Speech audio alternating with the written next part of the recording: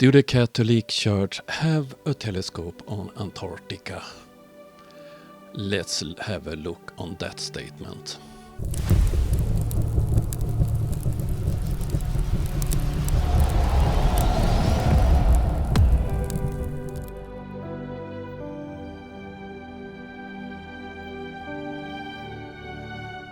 Today I'm looking at a live show from Synthetic Warrior, and it's about the Catholic Church and Antarctica. Let's watch this. As far as I'm concerned, it's the Catholics and the Jesuits who's got their fingers in every freaking pie of conspiracy out there, as far as I know. And then you don't know much. The Catholics don't have that power. Really, I mean, it's the freaking Jesuits who's meddling with our cosmology and history. All cosmology and history, no. And spirituality even.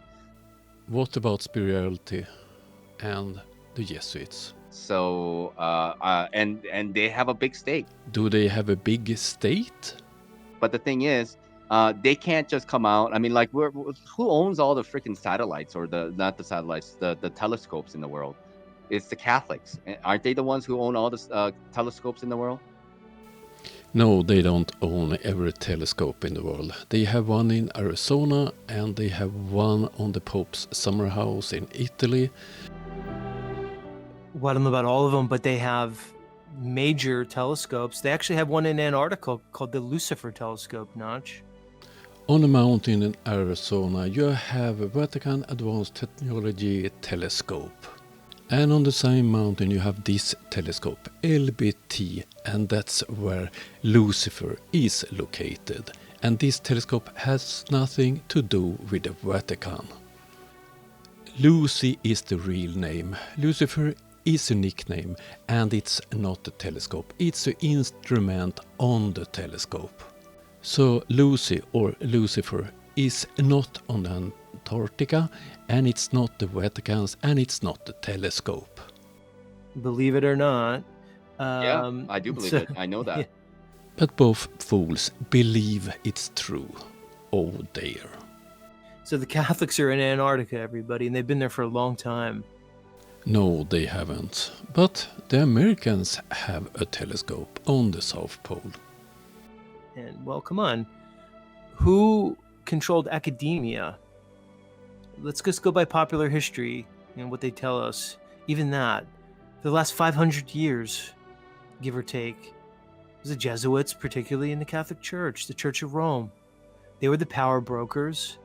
You know, they were the keepers of knowledge. We know that they occulted the information through their mystery schools, and they basically kept the important things of this world hidden from, the average person and amongst their elite circles. And when you study the religions and the doctrines and the beliefs of the elites, you have a very different understanding of this world. And there were a lot of stupid things without any proofs. This was told to me by a friend that is completely trustworthy, and this individual got it told by another friend, also trustworthy. Oh, what a great source. And the other things we can, question whether they are true or not. Supposedly that individual had met some most likely Jesuit priests. They could have been Benedictines or something, but my friend says most likely Jesuits, as remembered. Sounds very trustworthy. Not. And they were claiming, this was already 20 years ago, so they met this individual somewhere and they had a talk or something, and then they claimed literally that they've been, quote unquote, beyond the ice wall, and were kind of like, I'm not sure if they were laughing about it or something, but kind of like mentioning this. Doesn't mean that they really were, doesn't mean that this really exists, but I just found it very interesting that at least individuals that identify themselves as high-level priests, let's say, would claim such a thing. And, of course, he haven't met any of those people, and he haven't met the one making the claims. Trustworthy story. Apparently, in the lost diaries or the discovered diaries of Admiral Byrd, he tells a very detailed story where he was on one of his early expeditions, and Admiral Byrd was an aviator. Believe it or not, he was said to be the first person to reach the North Pole too, before he was doing his Antarctic trips in the 1920s. But anyway, he was aviating in Antarctica, and the story goes that his plane was taken over by some type of energy device. He was directed to land, and he landed in some type of advanced technical city. And he was introduced to humanoid beings and met their leader. So, can I corroborate this? No, of course not. But apparently, Admiral Byrd wrote about this experience, and his family knows about it. Do you have any evidence for that cool story? Of course not.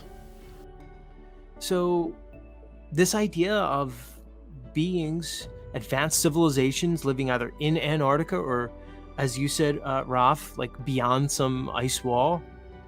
I have an image of one of them. Here you have it.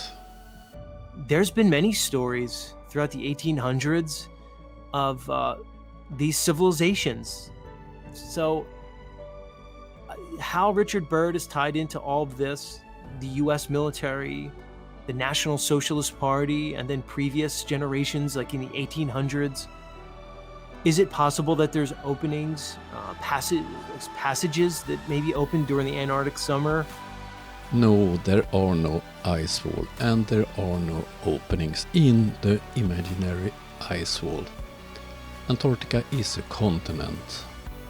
There's so many ways to go with this. What we do know is there's no independent exploration allowed. You can join the final experiment or work at one of the bases. It's nothing strange with that you must have some permissions before going there. You're not allowed, for instance, climbing Mount Everest without some paperwork. Okay, this was a shorter video. I will be back soon. Have a nice day. Bye.